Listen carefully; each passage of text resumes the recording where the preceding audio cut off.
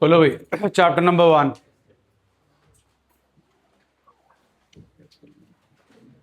Name पढ़ो जी पहले chapter का।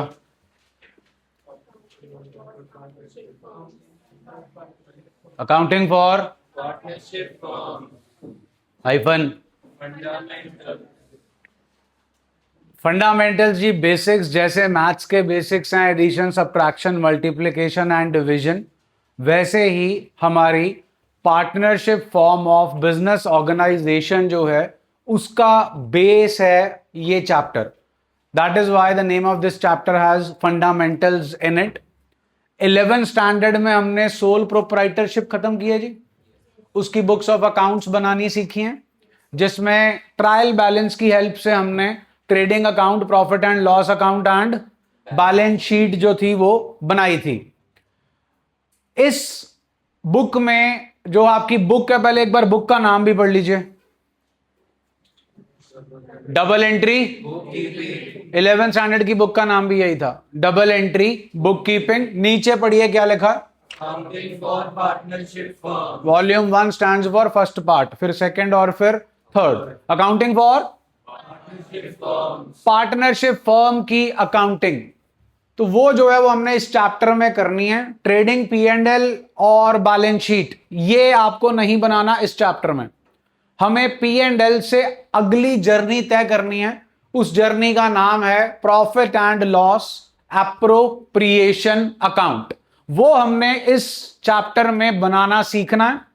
और हमने इस चैप्टर में बनाना सीखना है कैपिटल अकाउंट, जिसको 11th स्टैंडर्ड में इतनी तवज्जो हमने नहीं दी थी, बिकॉज लेजर में वो पूछा नहीं जाता था और फाइनल अकाउंट्स में एक ही ओनर होने की वजह से सब कुछ उसी के कैपिटल में ऐड और सब्ट्रैक्ट कर दिया जाता था।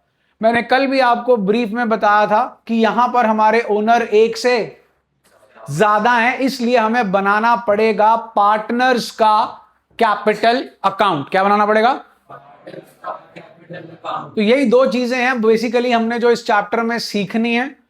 अब आज के लेक्चर में हमने जो कुछ करना है वो है थ्योरेटिकल कॉन्सेप्ट, निन्नी नहीं करनी है, क्योंकि इस थ्योरेटिकल कॉन्सेप्ट में से 1 नंबर का क्वेश्चन आपके बोर्ड के पेपर में ऑब्जेक्टिव टाइप श्योर शॉर्ट है, सर्टनिटी है, आना ही आना है।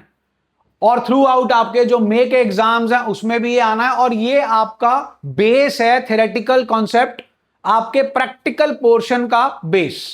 तो फिर से जरा एक बार नाम पढ़ के सुना दीजिए चैप्टर का।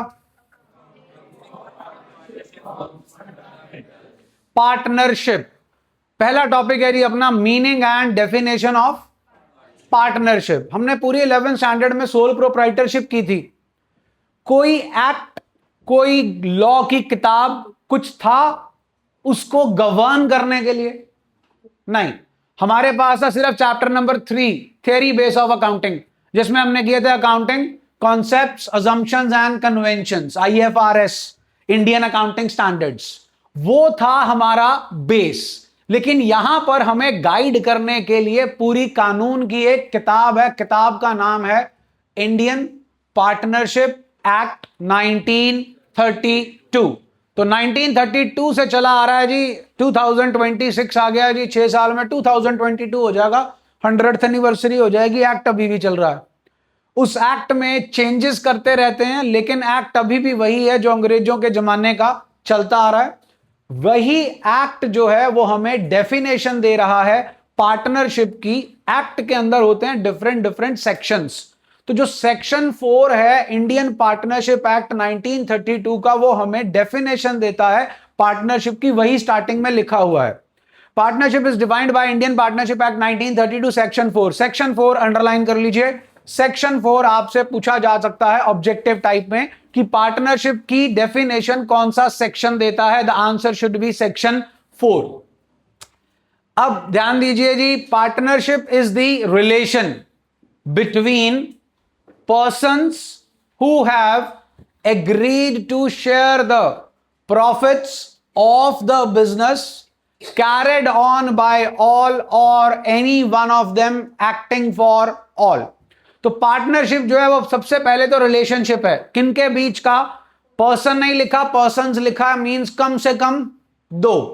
क्या करने को सहमत हुए हैं वो?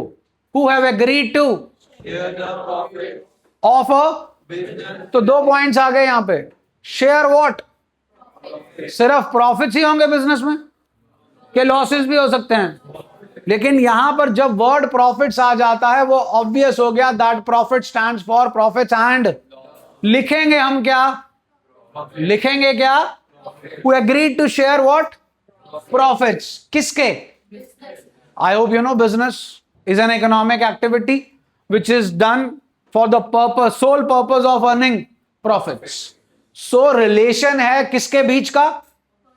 जो क्या agree कर गए हैं, क्या शेयर करना है, किससे अराइज होगा, और ये बिजनेस करेगा कौन? कैरिड ऑन बाय सारे या any one of them acting for ABCD, 4 owner partnership firm के. इन्हें बोलते हैं पार्टनर्स. क्या बोलते हैं? 4 पार्टनर है. हो सकता है चारों के चारों किसी दिन काम कर रहे हैं और हो सकता है 3 छुट्टी पे गए हैं और एक ही काम कर रहा है. तो जब चारों काम कर रहे हैं business is carried on by, और जब एक काम कर रहा है तो business is carried on by 1 acting for. बाकी इन डिटेल फीचर्स में आएगा तब आपसे डिस्कस हो जाएगा. डेफिनेशन क्लियर होगी जी. इसी डेफिनेशन को सिंपल वर्ड्स में जब बता दिया जाता है तो वो डेफिनेशन से बन जाता है मीनिंग. आइए.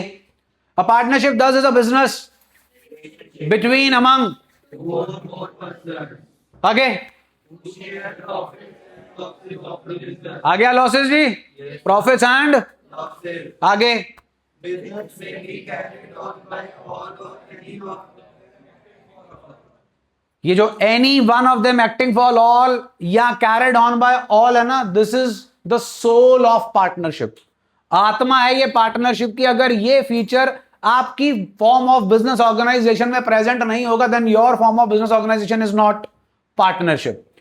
उसके बाद जी एज अ रिजल्ट क्या लिखा है? a partner is the principal as well as the agent of the other partner. इसके लिए आगे फीचर में आएगा जी प्रिंसिपल एंड एजेंट रिलेशनशिप बोलते हैं, जिसका एक और नाम है जिसे बोलते हैं म्यूचुअल एजेंसी रिलेशनशिप, जिसको सिंपल भाषा में बोलते हैं कैरिड ऑन बाय ऑल और any one of them acting for all. उसके बाद जी ये जो अगला पूरा पैराग्राफ है 3 लाइन का, आपके सीनियर्स के बोर्ड के एग्जाम में यहां से 1 नंबर का क्वेश्चन आया हुआ है जी अभी रिसेंटली 24 Feb. पढ़िए जी. Partners form and the persons who have entered into a partnership are Individually known as partner and collectively, and the firm. ये individually known as is the objective type question. पहले page में से पहले दिन के lecture में से board के पेपर में क्वेश्चन था 1 नंबर का. So individually known as and collectively known as, the name under which the business is carried on is called Messrs XYZ. Messrs M/S XYZ is firm's name. Is X, Y and Z are collectively they are known as. Next please.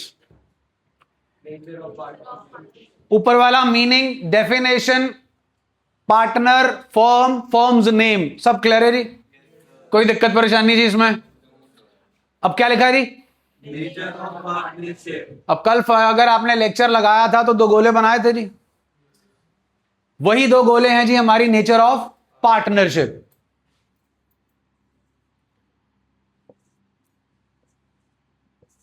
Owner and business are from whose point of view and from legal point of view they are one and the books of accounts पूरा पिछला साल किसकी बनाई थी? Sole proprietor. Business की, sole proprietor की नहीं बनाई थी तुमने. Owner and business are 2 separate entities. We prepare the books of accounts of business. We record everything in books of accounts from whose point of view. तो इसकी बनाई थी जी, इसकी नहीं बनाई थी. बुक्स बिजनेस की बनती हैं, ओनर की नहीं बनती. Is that okay? सब कुछ किसके पर्सपेक्टिव से रिकॉर्ड किया गया था? आपके जीवन काल की पहली journal entry cash account debit. अब इसमें कैपिटल क्या है? The money which business owes towards दी और the money which is introduced by owner into the, both are not one and the. अगर होता तो काउंट शुरू ही नहीं होता. Legal perspective in the eyes of law both are one and the, हम लॉ पढ़ रहे हैं क्या accounts, so we have to follow which point of view. Now ये 11th सेटअप था जी, अब 12th का सेटअप आ गया. Owner is replaced by and business is replaced by, everything else is same. अब बिजनेस नहीं बोला जाएगा, अब हमेशा बोला जाएगा फर्म. ओनर नहीं बोला जाएगा, हमेशा बोला जाएगा partners. Firm and partners are from whose POV, legal POV, one and the, what's the liability of the partners, limited or unlimited. अगर फर्म की लाइबिलिटीज फर्म के एसेट्स बेचकर पूरी ना हो पाए तो पार्टनर के पर्सनल एसेट्स बिकेंगे कि नहीं बिकेंगे. पॉइंट क्लियर है जी. सो POV अकाउंटिंग है कि ये दोनों सेपरेट है, लीगल यही नेचर होती है जी. So what is nature of partnership, please read. Partnership from which point of view ji? Is not a, from sense, from, of, if. ये हो गया कौन सा POV जी. अब कौन सा आया जी? They are from, because from, in 11th it was business point of view, in 12th it is, हाँ जी, पार्टनरशिप में भी और may be written, that is terms of partnership agreement may be in, और लुधियाना शहर के निवासी हो, बिजनेस फैमिलीज होंगी जी, आई थिंक एक या दो होंगे जो आप में सर्विस क्लास को बिलोंग करते होंगे. Rest of you all belongs to business class. और अगर सोल प्रोप्राइटर नहीं है तो चाचा जी ताया जी के साथ बिजनेस चलता होगा, हाँ के ना, जाके पूछना. पर पार्टनरशिप अग्रीमेंट ओरल है के रिटन है. भाइयों का प्यार होगा तो ओरल होगा, लेकिन प्यार में तकरार हो जाएगी तो फिर क्या करना पड़ेगा, written. Which one is better? Yes, लिखती काम सबसे बढ़िया होता है जी. It's always to do it in written, black and white, so that in future अगर कोई भी कॉन्फ्लिक्ट अराइज होता है then you have something to fall back upon. So that is why, but it is not mandatory.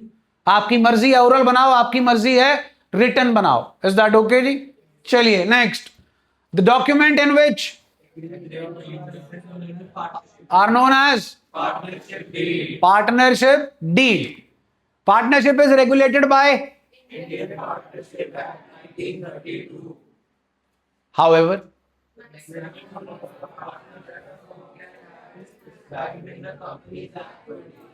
Underline कर लीजिए, बहुत important है.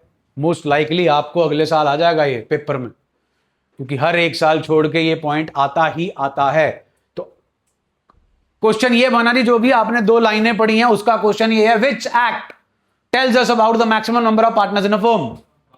हाँ, वो जान के देंगे वो आपको साथ में. इंडियन पार्टनरशिप एक्ट, पार्टनरशिप की बात हो रही है तो ऑब्वियस है बच्चा कहेगा भी पार्टनरशिप एक्ट ही गवर्न करेगा. नो, पार्टनरशिप एक्ट गवर्न नहीं करेगा.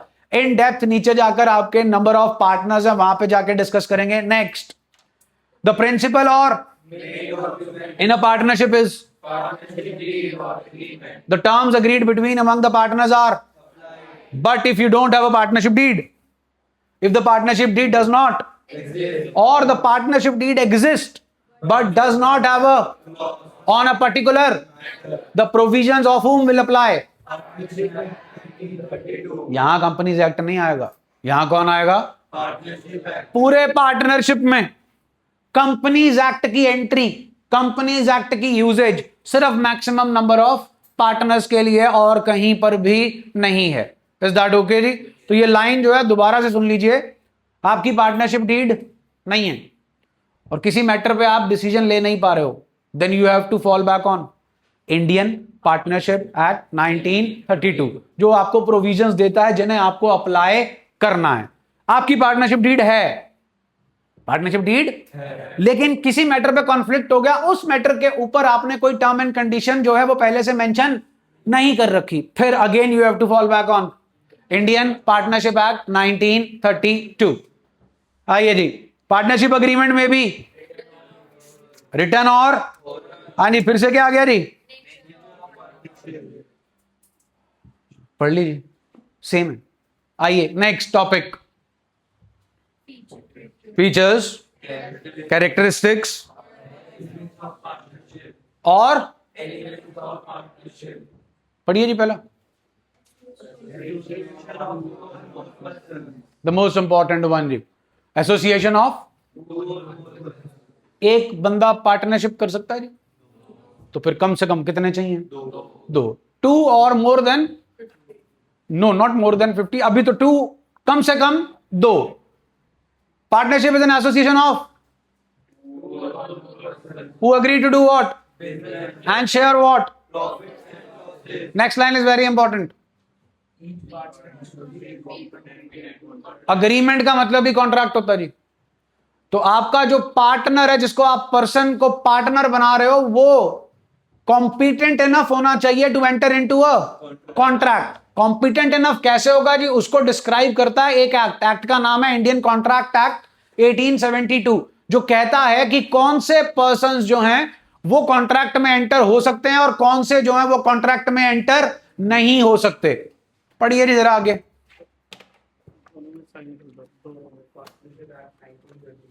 एक मिनट बेटा,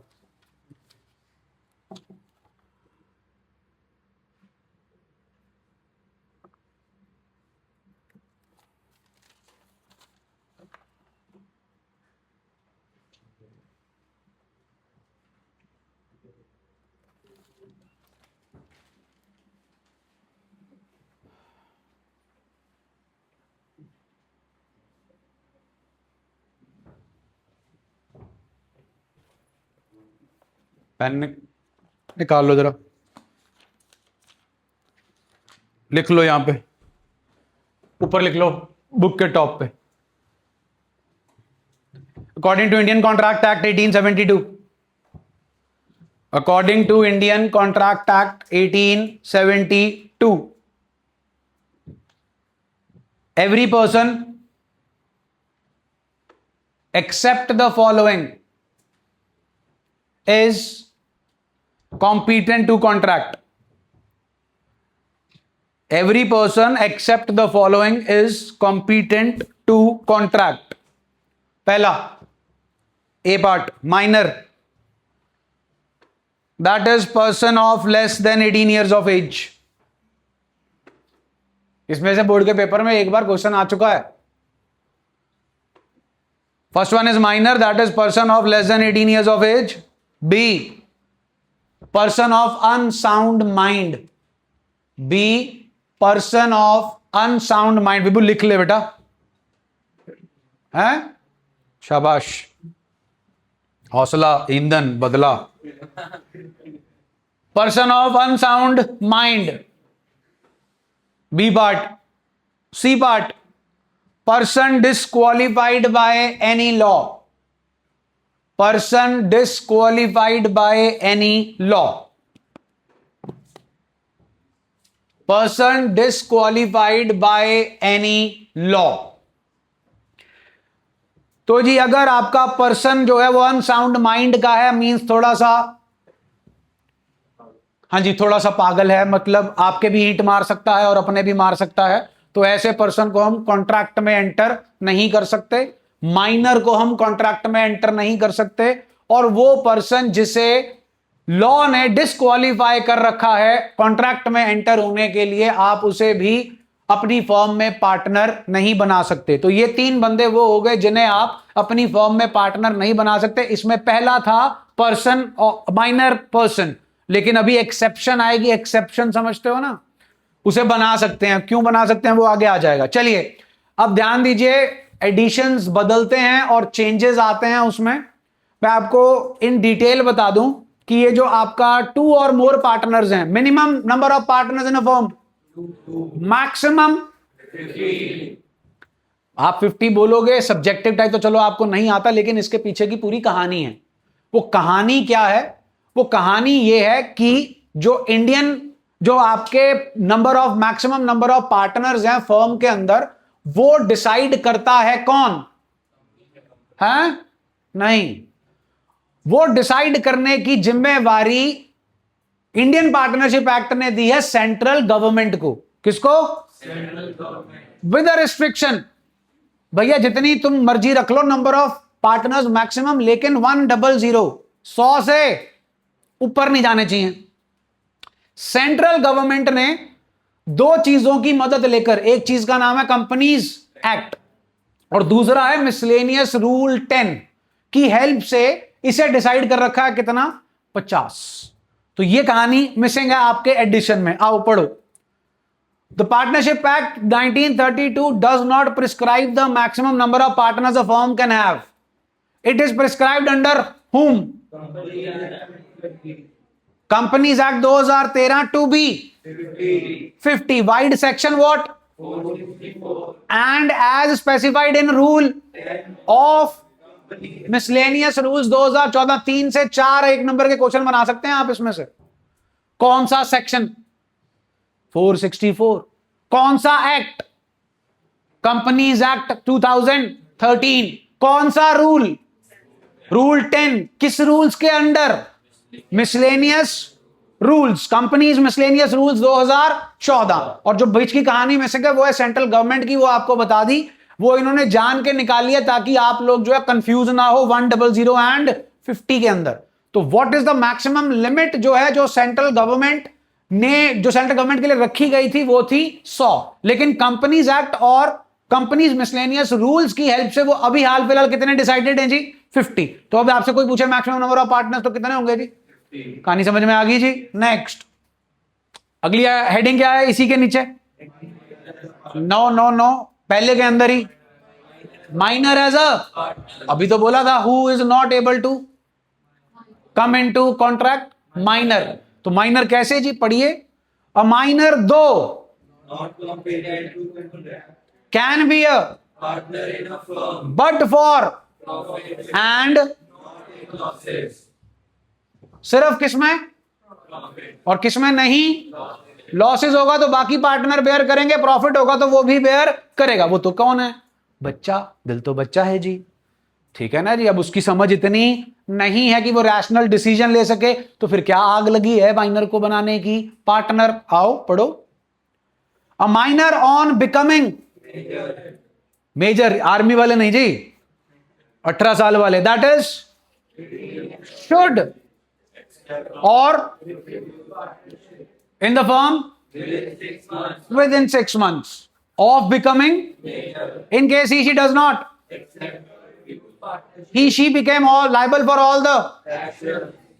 अब आप बताओ हम माइनर को पार्टनर क्यों बनाएंगे? आगे जाके पॉइंट भी आएगा जी आपका इंपॉर्टेंट प्रोविजंस के अंदर। चलिए फिर बताइए क्यों माइनर को पार्टनर बनाएंगे जी? ABCD 4 partners. Mister E is the son of mister D।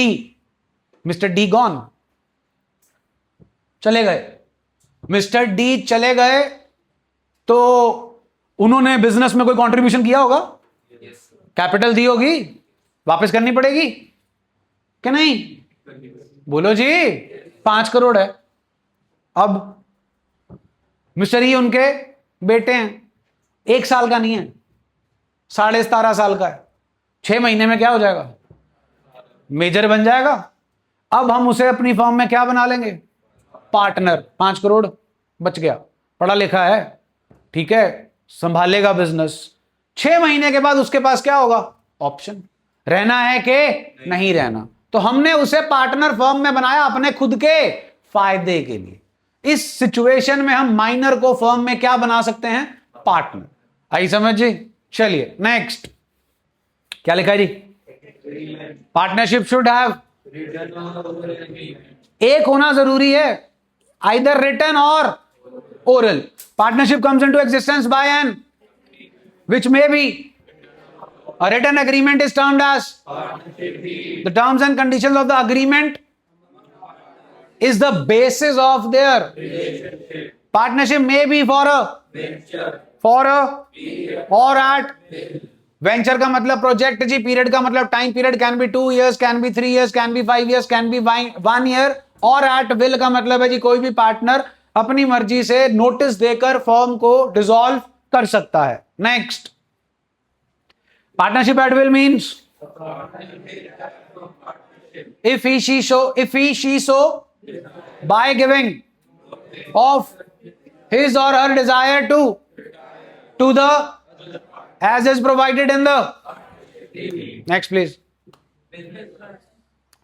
Partnership is a relation between two or more persons who agree to share the profits of the business carried on by all or any one of them acting for. लंगर लगाना है, 50 बंदे इकट्ठे हो गए, contribution किया, लंगर लगा दिया, partnership मान लें? हाँ, नो. बाय चैरिटी है. The purpose is not to earn profit. चलो जितने भी हैं, हम 50 से कम ही हैं, फर्म बना लेते हैं. इस लाइन में 2-3 बैंक हैं, लूट लेते हैं.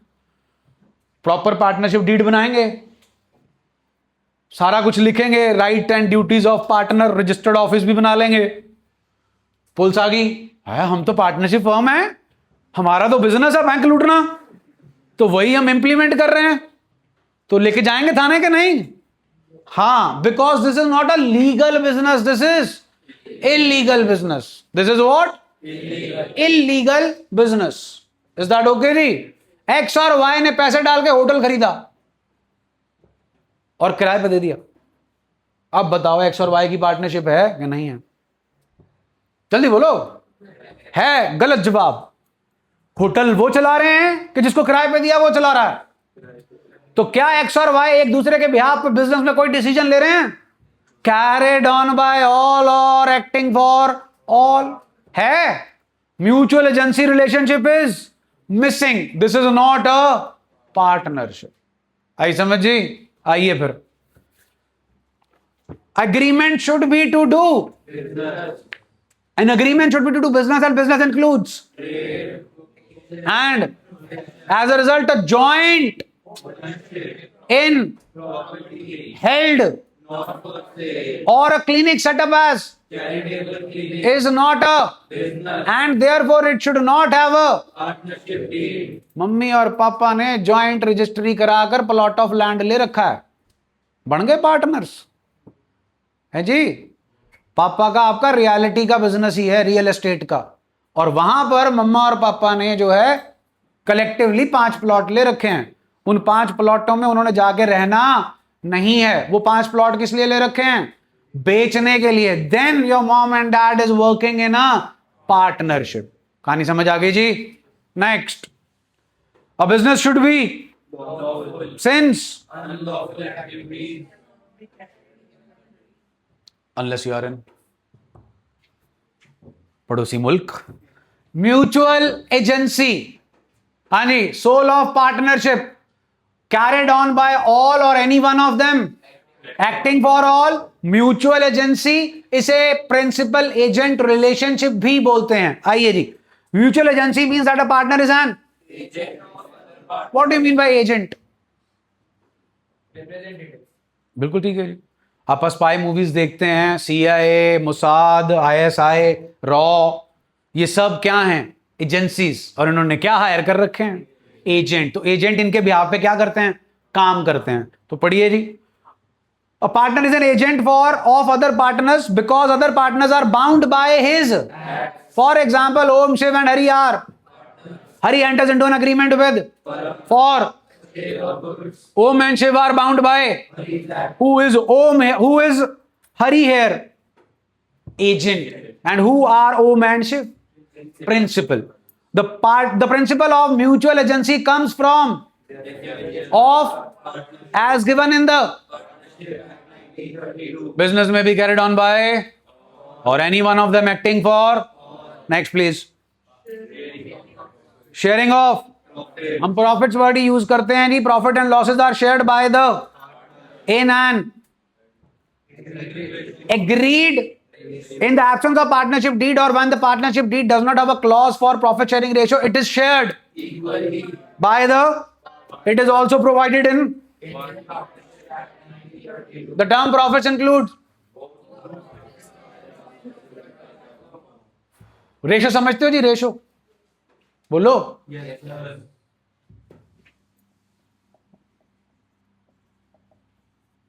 क्या लिखा?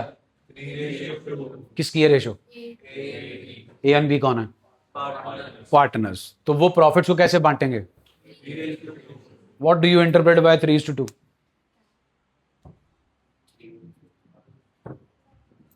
थ्री, हाँ जी,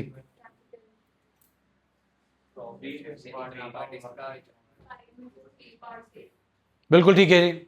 हमारा जितना भी प्रॉफिट होगा, सपोज 10 लाख हुआ, उसे 5 हिस्सों में बांट लो इक्वल। 10 लाख को 5 से डिवाइड करो, 2 लाख। 3 हिस्से कौन लेके जाएगा? 6 लाख। 2 हिस्से कौन लेके जाएगा? 4 लाख। इसे बोलते हैं प्रॉफिट शेयरिंग रेशो। कैलकुलेट कैसे होगा? 1 लाख ले लिया जी, इनटू टोटल ए का शेयर आ गया जी, इनटू 2/5 करोगे, किसका शेयर आ जाएगा? What do you mean by equal ratio? 1:1। तो 1/2 होगा। 4 पार्टनर होंगे तो 1:1:1:1 मीन्स 1/4। इज दैट ओके जी? क्लियर है? आपकी पार्टनरशिप डीड है, क्या है? उसमें प्रॉफिट शेयरिंग रेशो मेंशन है 3:2, नो डिस्प्यूट। क्लियर? जल्दी बोलो। आपकी पार्टनरशिप डीड है, लेकिन प्रॉफिट शेयरिंग रेशो का क्लॉज फिर इक्वल 1:1। और आपकी पार्टनरशिप डीड है ही नहीं। इंडियन पार्टनरशिप एक्ट कहता है फिर कैसे प्रॉफिट्स बांटो। आओ जी, नेक्स्ट क्या लिखा है जी? The term profits includes both as well as. Next please. Liability of the partners is unlimited. That is, firm's liabilities can be paid off from the personal assets of the partners. चलिए जी, liability of partners is unlimited. It means that partners are liable for individually and with net personal assets of a, that is personal. Mister A की गाड़ी, mister A का घर, mister A के नाम पे ली गई jewellery, ये मिस्टर ए के क्या हो गए? Personal assets. मिस्टर ए की गाड़ी लोन पे थी, मिस्टर ए का घर लोन पे था। तो अब मिस्टर ए की गाड़ी, घर और ज्वेलरी बिकेगी, उसमें से पे ऑफ होगा मिस्टर ए का होम लोन, मिस्टर ए का कार लोन। पे ऑफ होने के बाद जो बचेगा, सिर्फ वो पैसा फर्म के डेट्स को पे ऑफ करने के लिए यूज किया जा सकता है। That is the meaning of that bracket. Please check कर लो। Personal assets minus personal debts can be used to pay if firm's assets are to meet firm's debts। ये हो गए जी हमारे कैरेक्टरिस्टिक्स। पहला क्या था जी? Next one, next, next, next, next. इनमें सब में से आपको एक क्वेश्चन फॉर श्योर है, बोर्ड के पेपर में आएगा ही आएगा। Next one, heading please. Partners मालूम है ना जी? पार्टनर्स पता ना कौन होते हैं? Owners of the firm who run the business carried on by all और any one of them acting for. तो जब वो फर्म में आ गए, partnership form of business organisation में बिजनेस रन कर रहे हैं, तो उनके कौन से क्या हैं राइट्स? पहला आप ही ने पढ़ना जी। Every partner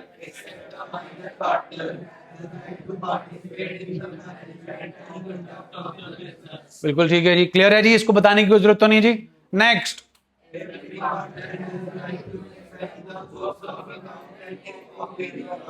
books of accounts का मतलब वो नहीं जी जो हम बना रहे हैं। बुक्स ऑफ अकाउंट्स का मतलब वो जो अकाउंटेंट बना रहा है और जिसके बेसिस पे ITR income tax return file हो रही है। दैट इज आपके बिजनेस की बैलेंस शीट, आपके बिजनेस का statement of profit and loss, जिसे आप trading and profit and loss account जो है वो बोलते हो, और नीचे नोट्स टू अकाउंट्स। उसकी कॉपी रखने का अधिकार, मांगने का अधिकार हर एक पार्टनर के पास है। Next,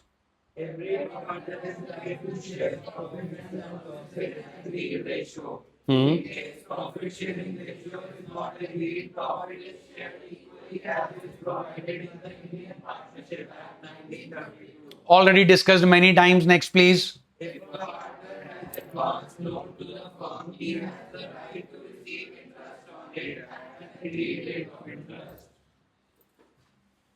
eight done done. Second paragraph भी है इसका।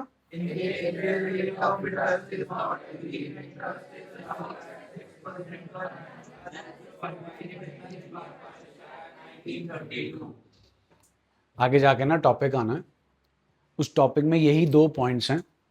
अगर हमारी पार्टनरशिप डीड नहीं है, क्या नहीं है? Partnership deed. तो इंडियन पार्टनरशिप एक्ट जो है ना 1932, वो कहता है सिर्फ 2 ही चीजें देनी है, बाकी सबकी टेंशन छोड़ दो। वो 2 चीजें आपने अभी अभी पढ़ी।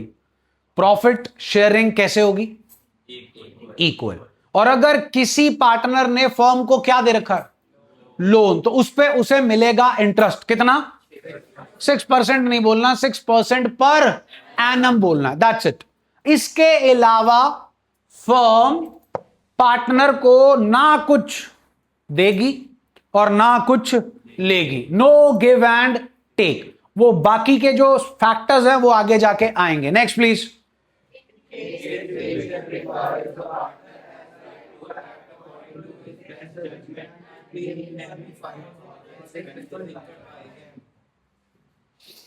पेट्रोल पंप है जी हमारा, 3-4 बंदों ने पार्टनरशिप में कर रखा।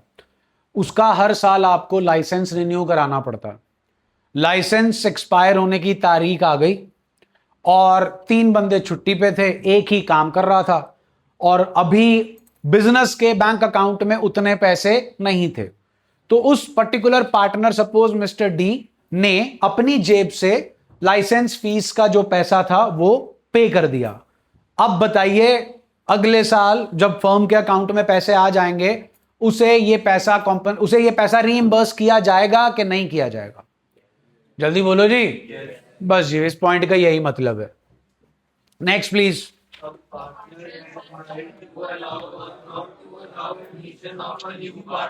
बिल्कुल ठीक है जी। पार्टनर के पास राइट है कि वो नए बंदे को अलाउ करेगा पार्टनरशिप फर्म में के नहीं। ये बड़ा इंपॉर्टेंट राइट है, आगे जाकर ये आएगा, तहां पे डिस्कस करेंगे डिटेल में। नेक्स्ट।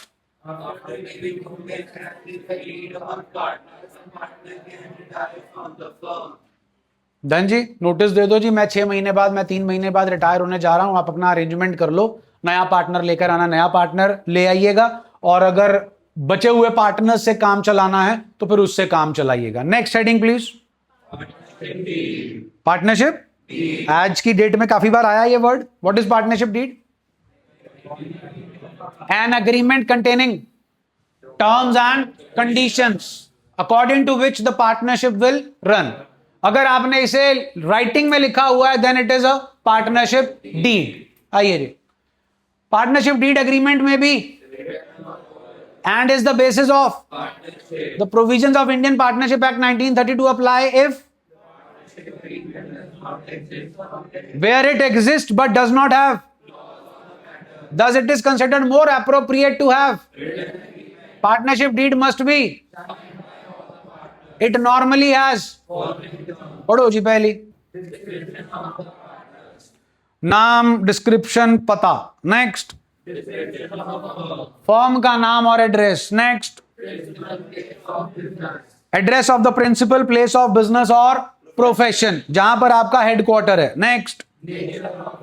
नेचर ऑफ बिजनेस और profession the firm proposes to be carried. Trading करनी है, मैन्युफैक्चरिंग करनी है, क्लाइंट को सर्विसेज देनी है, whatever is the business should be mentioned and that is the nature of business to be carried on. Next. Commencement का मतलब शुरुआत जी, date of commencement of. Next. हर एक पार्टनर कितनी कितनी कैपिटल कंट्रीब्यूट करेगा, और जो कैपिटल्स हैं वो फिक्स्ड होंगी कि फ्लक्चुएटिंग, ये आपको बाद में पता चल जाएगा जब हम टॉपिक पे पहुंचेंगे, methods to maintain partners capital accounts. Next. हाँ, interest on capital, I hope याद होगा आपको। याद है कि भूल गए? 11th पास। ले आओ फिर एंट्री दो इंटरेस्ट ऑन कैपिटल की। Interest on capital account debit क्यों दे रहे हो? पहले ये बताओ कौन किसको देता है इंटरेस्ट ऑन कैपिटल? 12वीं में आ गए हो? क्यों? वाई? कैपिटल क्या है? बाल्टी के पैसा? पैसा। ओनर अगर ये पैसा बैंक में जमा कराएगा तो बैंक ओनर को क्या देगा? तो वो मांग रहा फिर। और पार्टनर फर्म को कह रहा है भैया अगर हम तुम्हें पैसे ना देते तो पैसे कहां से लेते, बैंक से, कहीं से भी लोन लेते, लोन के ऊपर क्या देना पड़ता, तो फिर हमें भी दो, क्या, हाँ के ना, जल्दी बोलो। ए बी सी डी, 4 बंदे partners, capital contribution 10 lakh, 8 lakh, 6 lakh, 4 lakh, interest on capital का रेट 10%, फेयर इनफ और नॉट फेयर, नहीं है interest on capital, partnership deed कहते हैं नहीं देना। किसके साथ धक्का हो रहा है, जो 10 लाख लगा रहा है, गधे घोड़े खच्चर सब समान, हाँ के ना, तो ज्यादा कैपिटल कंट्रीब्यूशन कर रहा है उसको उसके हिसाब से कॉम्पनसेशन भी मिलना चाहिए। That is why we introduce what, interest on capital. कब इसको देने की जरूरत नहीं है, अगर सबकी कैपिटल कंट्रीब्यूशन क्या है, फिर हमें इंटरेस्ट ऑन कैपिटल देने की कोई जरूरत ही, क्योंकि सबको क्या मिलेगा, सेम। पॉइंट क्लियर है जी, जल्दी बोलिए, क्लियर है। सो इंटरेस्ट ऑन कैपिटल पढ़िए जी, interest on capital whether it is to be allowed और if it is to be allowed, similarly whether interest on current accounts to be allowed and if yes what shall be the, अब ये current account कौन से हैं, ये बाद में पता चलेगा जब हम टॉपिक पे पहुंचेंगे, methods to maintain partners capital accounts. Next please. हाँ ये भी याद होगा, याद है भाई, जस्ट द ऑपोजिट ऑफ, ये कौन किसे देता, क्यों, पार्टनर ने फर्म का पैसा यूज किया फॉर हिज पर्सनल, तो फिर फर्म भी सेम डायलॉग मारती है, बेटा मैं ना देता तो फिर तू कहां से लेता, बैंक से, क्या लेता, लोन, लोन पे क्या पड़ता आपको, तो अब ये कौन किसे देगा, तो आपकी पार्टनरशिप डीड में मेंशन होगा जी कि ड्राइंग्स पे इंटरेस्ट चार्ज करना है कि नहीं करना, अगर करना है तो कितने % करना है, पढ़ लो। चलें जी, next, ratio to share agreed by the, next, उसके नेक्स्ट, बहुत फंस जाते हो जी हर साल ना स्टार्टिंग ऑफ द सेशन में आप लोग यहां पर, होप सो आप नहीं फंसोगे। क्या लिखा है,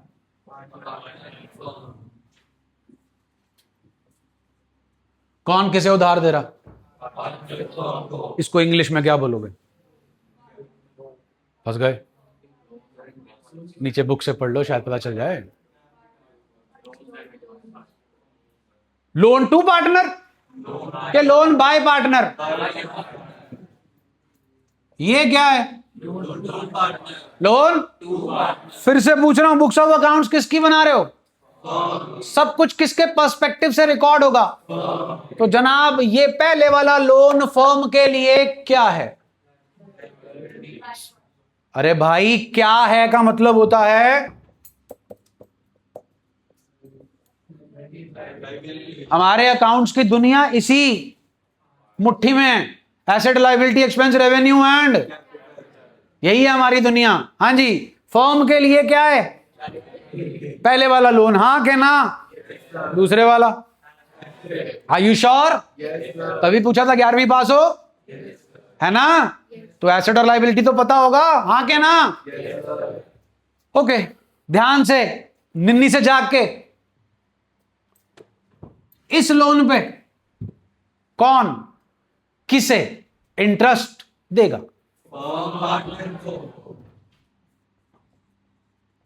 फर्म के लिए ये इंटरेस्ट क्या है, वेरी गुड, डन है जी। इस लोन पे कौन किसे इंटरेस्ट देगा, फर्म के लिए वो इंटरेस्ट क्या है, गुड, डन है जी। अब वो 6% वाला क्लॉज किसके लिए था, ऊपर वाले लोन के लिए था कि नीचे वाले लोन के लिए था, ऊपर वाले लोन के लिए था। जो लोन कौन किसे दे रहा है, अगर पार्टनरशिप डीड नहीं है तो कितना मिलेगा इंटरेस्ट, पार्टनरशिप डीड है और उसमें मेंशन है 10% देना, कितना देना है, तो 10% मिलेगा। पार्टनरशिप डीड है लेकिन इस क्लॉज के रिगार्डिंग साइलेंट है, फिर कितना मिलेगा? 6%। डन हो गया जी, यही इस पॉइंट में लिखा, पढ़ लो।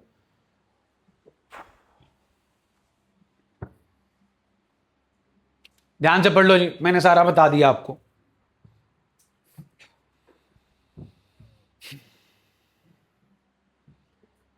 हो गया जी। नेक्स्ट हेडिंग, ना interest on loan to partnership deed में कुछ मेंशन नहीं है, कोई इंटरेस्ट नहीं देगी फर्म पार्टनर। पार्टनरशिप डीड में मेंशन होगा, जितना होगा उतना देगी। अगर पार्टनरशिप डीड नहीं है, कोई इंटरेस्ट नहीं। पार्टनरशिप डीड है लेकिन इस मैटर के रिगार्डिंग साइलेंट है, कोई इंटरेस्ट नहीं। इज दैट ओके जी? जल्दी बोलिए। Next please. रेम्यूनरेशन, दो चीजों के टोटल को रेम्यूनरेशन बोलते हैं। वो दो चीजों का टोटल है सैलरी एंड कमीशन। सैलरी मिलेगी, अकेली सैलरी दे रहे हो वो भी रेम्यूनरेशन है, अकेला कमीशन दे रहे हो उसे भी रेम्यूनरेशन बोल सकते हो, लेकिन दोनों को इकट्ठा कर रहे हो उसे भी क्या बोल सकते हो? रेम्यूनरेशन। हाँ भाई, सैलरी पता है फिक्स होती है, फ्लक्चुएटिंग होती है, इसीलिए साथ में कमीशन का तड़का लगता है। कमीशन किसके ऊपर बेस्ड होगा? प्रॉफिट्स के ऊपर भी बेस हो सकता है, सेल्स के ऊपर भी बेस हो सकता है। इज दैट ओके जी? हम किसे सैलरी दे रहे हैं? क्यों? वो तो पार्टनर है, काम कर रहा। बिल्कुल, क्या काम कर रहा? मैनेजर भी रखा हुआ है, फिर बिजनेस तो वो मैनेज कर रहा है। गलती से आपका पार्टनर पढ़ा लिखा है, ठीक, उसने अकाउंट्स पढ़ा हुआ है मेरे से, तो उसे आता है अकाउंट्स, तो अकाउंट्स का काम वो खुद देख रहा है। और अगर उसे अकाउंट्स ना आता होता फिर कौन रखना पड़ता? अकाउंटेंट। फ्री में आता कि सैलरी लेता? तो वो कह रहा भैया मेरे को दो, क्या? सैलरी। क्या दो?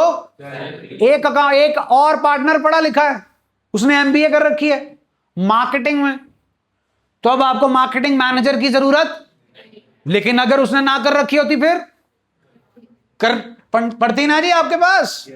फिर एक पार्टनर जो है वो आपका, उसके कॉन्टैक्ट्स बहुत हैं, जानकारी बहुत है, उसको बहुत लोग जानते हैं, वो आपको क्या दिलवा रहा है? सेल्स। तो उसके ऊपर वो आपसे क्या मांगेगा? कमीशन।